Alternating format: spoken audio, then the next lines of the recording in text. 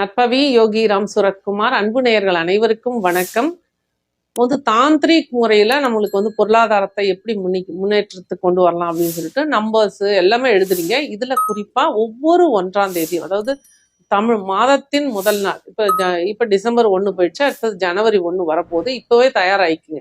இந்த ஜனவரி 1ஆம் தேதி புதிய வருட பிறப்பு அன்னைக்கு, அதாவது ஒரு 500 ரூபாய் நோட்டு எடுத்து அந்த 500 ரூபாய் நோட்டுல பட்டையை லவங்க பட்டை, பட்டை இருக்கு இல்லைங்களா, சுருள் பட்டை, அந்த பட்டையை பொடி பண்ணி வச்சுட்டு அந்த பொடியை வீட்டுக்கு வெளியில நீங்க நின்று உள்ள பார்த்து, வீட்டை பார்த்து நின்று, அந்த அதாவது பைசால அந்த ரூபா நோட்டுல அந்த பட்டை பொடியை கொஞ்சம் வச்சு, என்னை நோக்கி செல்வம் வந்து கொண்டிருக்கிறது, ஏராளமான செல்வம் எனக்கு கிடைச்சிட்டு இருக்கு, நான் பணத்தை ஈர்க்கும் ஒரு காந்தமாக இருக்கிறேன் அப்படின்னு சொல்லி உங்களுக்குள்ளே ஒரு அஃபர்மேஷன்ஸ், உங்களை நீங்களே பாராட்டிக்கணும், உங்களை நீங்களே ஊக்குவிக்கணும். அந்த மாதிரி சொற்களை சொல்லிட்டு இந்த பட்டையை ஊதி விட்டுறணும். வீட்டுக்குள்ள ஊதி விட்டுட்டு குளிக்கிறதுக்கு தண்ணி நல்லா புதினா இலை, கைப்பிடி அளவுக்கு புதினா இலை, அதுல நீங்க ஜாதிக்காயும் வாங்கி போடலாம், ஜாதிக்காய் பொடியும் போட்டுக்கலாம்.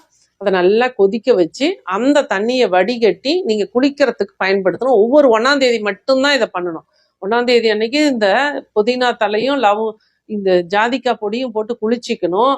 இந்த பொடியை இந்த மாதிரி பணத்துல வச்சு ஊதி விடணும். இந்த 2 விஷயத்தையும் ப்ராப்பரா இந்த வருஷம் 2025 முழுவதும் நாங்க செயல்படுத்துவோம்னு சொல்லி ஒரு இடத்துல எழுதி ஒட்டி வச்சிருங்க. மறந்துடுவீங்க. ஒவ்வொரு 1ஆம் தேதி இதை நீங்க பண்ணிட்டு வாங்க.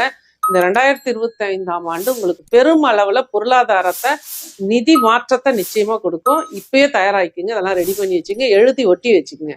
நிச்சயமா உங்களுக்கு உங்களை நீங்களே நான் பெரிய கோடீஸ்வரன், என்கிட்ட எல்லா வசதி வாய்ப்பும் இருக்கு அப்படிங்கிற ஒரு விஷயத்த நீங்க ஆழமா மனசுல பதிய வைங்க.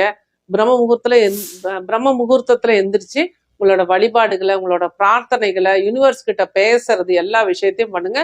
கூடுதலா இந்த 2 விஷயத்தையும் இந்த 2025 ஜனவரி 1 அன்னைக்கு நீங்க செய்ய ஆரம்பிங்க. ஒவ்வொரு மாதமும் பண்ணுங்க. 1ஆம் தேதி நீங்க என்ன பொருளாதாரத்துல எப்படி இருக்கீங்க, அதை டிசம்பர், அதாவது அடுத்த வருஷம் ஜனவரி 2026 ஜனவரி 1ஆம் தேதி அன்னைக்கு உங்களுக்கு என்ன மாற்றங்கள் கிடைச்சிருக்குங்கிறதையும் நோட் பண்ணி வைங்க.